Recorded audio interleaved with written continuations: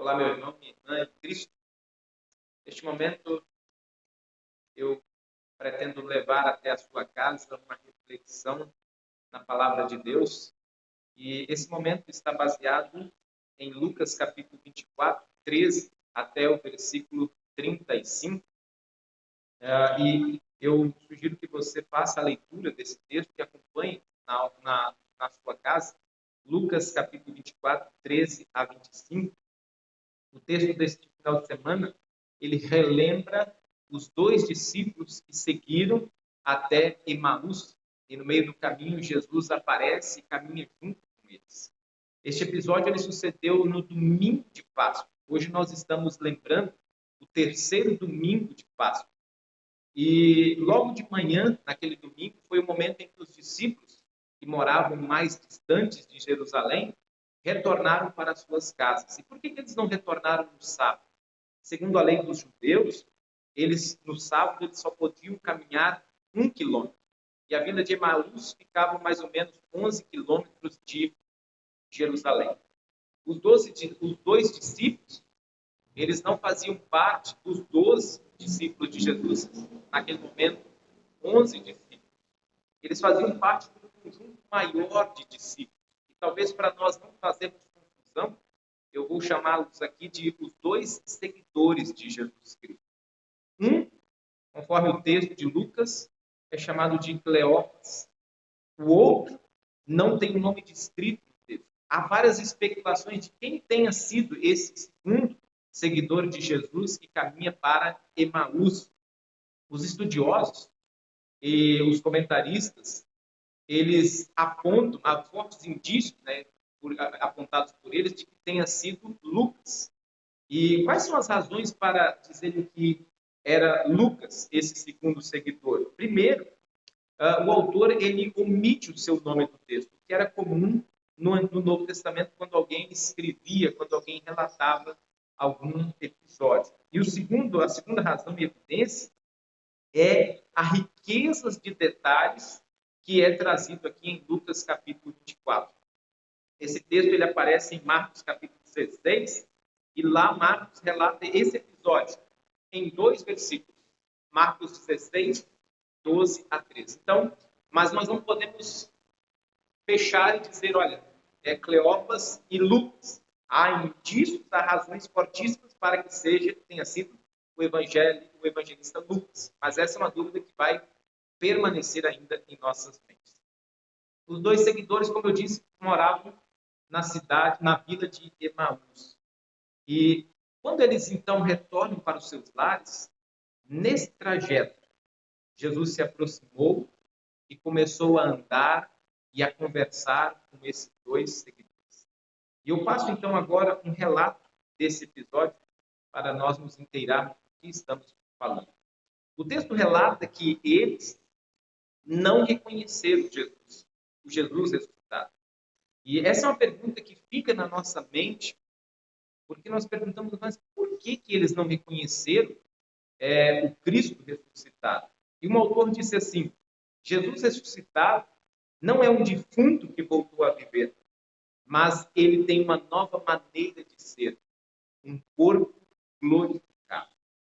Jesus então se aproximou, começou a caminhar com aqueles dois seguidores, e Jesus então pergunta para eles, o que é isso que vos preocupa?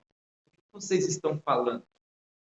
E os dois seguidores de Jesus, eles se espantam e perguntam para Jesus assim, és o único que não sabe das ocorrências destes últimos dias aqui em Jerusalém? E aí Jesus pergunta, quais? E aqueles dois seguidores, então, começam a explicar para Jesus o que havia acontecido com Jesus. E eu destaco algumas questões que eles colocaram. Primeiro, eles culparam os sacerdotes e as autoridades pela morte de Jesus Cristo. Depois, eles falaram no versículo 21 da esperança desse feito. Diz assim, esperávamos que fosse ele quem havia de redimir a Israel. Mas depois de tudo isso, já é o terceiro dia e nada. Mencionaram também, falaram para Jesus da ida das mulheres logo de manhã cedo ao culto, e elas voltaram relatando que ele não estava mais lá. E alguns dos discípulos foram lá conferir, e de fato o corpo não estava mais na sepultura. Então Jesus diz para aqueles discípulos, no versículo 25, como vocês demoram a entender e a crer em tudo que os profetas disseram. E aqui eu estou relatando na linguagem de hoje. E Jesus, nesse momento, é duro com os discípulos. Como é que vocês demoram a crer e a entender tudo que os profetas disseram? E começando por Moisés, Jesus expôs tudo o que as Escrituras falavam a respeito dele. Quando se aproximaram de Emaús, Jesus deve ter dito, usando a imaginação, foi um prazer conversar com vocês. Foi um prazer caminhar com vocês. Até mais. Mas aqueles dois seguidores de Jesus, segundo o nosso texto, eles insistiram para que Jesus ficasse com ele. E aí eles disseram aquelas memoráveis palavras, que depois nós vamos falar sobre elas. Eles disseram, fica, Senhor. Fica, Senhor. No versículo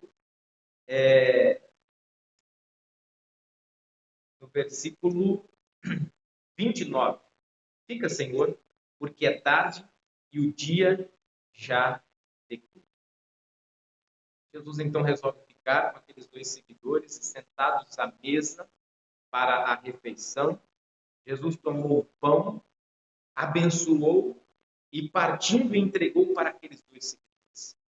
E nesse momento, o partir do pão, os dois seguidores de Jesus o reconhecem.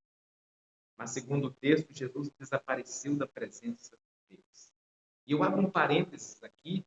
É interessante que quando você vai ler o relato da ida das mulheres ao túmulo no domingo de manhã, João relata que Maria chegou lá e Jesus apareceu para ela e, no primeiro momento, ela não reconheceu Jesus. E foi quando, então, Jesus chamou, João capítulo 20, no momento em que Jesus falou assim, Maria. E Maria, então, disse, Rabone, mestre. Ela reconhece Jesus através de sua voz, através de sua palavra. Aqui, nesse relato, os dois seguidores reconheceram Jesus no partir do pão, na Santa Ceia. Aqueles dois seguidores, então, voltaram para Jerusalém para contar o que haviam visto, aquilo que haviam experimentado. Tinham visto Jesus Cristo ressuscitado. Esse é um relato dessa história, e depois você em casa pode acompanhar melhor, desculpa. E eu quero fazer algumas aplicações desse texto. O que nós podemos refletir sobre esta meditação? O episódio, eu destaquei alguns temas. Esse episódio, ele fala de preocupação. Esse episódio, ele fala de medo. Esse episódio fala de desesperança. Esse episódio também subentende, não está claro ali, mas subentende a oração. Esse episódio também subentende o poder da palavra de Deus, subentende o poder do sacramento da Santa Ceia, e bem como também esse episódio fala de missão. Nesse contexto em que nós estamos vivendo isolamento social, quando você tem a oportunidade de conversar com um amigo, com um parente, com um vizinho, seja pelo telefone, pelas redes sociais, ou até mesmo num distanciamento seguro, do que vocês falam? Qual é o assunto? E não preciso ser adivinho para saber que você provavelmente vai conversar sobre coronavírus, você vai falar sobre um pouco de economia, você vai falar um pouco também da crise política que nós estamos vivendo atualmente no país.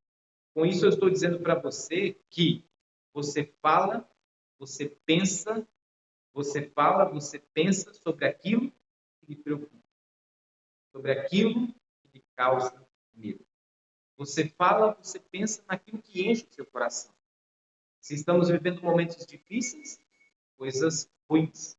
Se Estamos vivendo momentos bons, coisas boas enchem os nossos corações. E eu coloco que o medo, a preocupação, a ansiedade, a falta de esperança, elas meio que vendam os nossos olhos, nos impede de enxergar as coisas ao nosso redor, como elas realmente são. Quando focalizamos o problema, nós não enxergamos as soluções que muitas das vezes estão do nosso lado. São nesse momento, meus irmãos e irmãs, que Jesus se aproxima e pergunta: o que está te preocupando? E nós falamos que nos preocupa para o mundo todo, nas redes sociais, para os vizinhos, para os amigos, mas muitas das vezes não falamos do que nos preocupa para Jesus. Jesus sabia melhor do que os dois discípulos o que havia ocorrido naquele final de semana em Jerusalém. Mas Jesus dá atenção, Jesus ouve pacientemente aqueles dois discípulos. Porque é através do falar que nós expomos o que estamos sentindo. É através do falar que nós expomos aquilo que estamos sentindo. Jesus nos ensina, entre tantas coisas nesse texto, o princípio básico da comunicação. Perguntar, Jesus fez a pergunta: o que está preocupando vocês? O que está acontecendo? Ouvir, Jesus ouve o relato deles. Depois, Jesus fala. E, por último, vem a reação dessa fala, desse escutar, que os dois seguidores consolados saem para consolar. E nós, muitas das vezes, nós atropelamos esta ordem, não é verdade? Nós perguntamos, mas não queremos ouvir a pessoa relatar. Já vamos logo dando a nossa sugestão, a nossa opinião. Um outro tema que aparece, que eu mencionei aqui, é a oração. Fica, Senhor, ou fica conosco. Tão simples, tão curta, mas de uma profundidade que atinge o nosso coração. Eu lembro da canção de Antônio Ribeira: fica, Senhor, já se faz tarde. Tens meu coração para pousar. Fazem-me morada permanente. Fica, Senhor, meu Salvador. Em momentos difíceis da vida, ore. Fica, Senhor. E por último, eu mencionei também que aparece o poder da palavra e do sacramento. A palavra e o sacramento têm o poder de aliviar preocupações, medo, ansiedade, desesperança e nos impulsiona a ir, a falar, a testemunhar o amor de Jesus. Eu concluo essa reflexão com um detalhe que nos passa despercebido. Os discípulos, os seguidores estavam num caminho errado. Voltar para Emaús era como se eles estivessem desistindo. Eles deveriam permanecer em Jerusalém, conforme nos relata no versículo 49 do capítulo 24. Jesus não fez eles voltarem. Jesus foi até aonde eles perceberam a necessidade. Estimados irmãos e irmãs, este episódio ele inicia com dois seguidores preocupados, sem esperança, e finaliza com dois seguidores que, depois da aproximação de Jesus, depois de ouvir a palavra de Jesus, depois de orar e receber os sacramentos, animados, divulgando a palavra de Deus. Esse é o poder da palavra de Deus. Talvez você, no início desta reflexão, estava com o coração triste, desanimado, desesperançado. E ao ouvir a palavra de Deus, ao final, você se sente consolado, confortado. Esse é o poder que a palavra de Deus tem na nossa vida, de transformar a nossa mente, de transformar o nosso coração. Que essas palavras estejam no seu coração, hoje e sempre.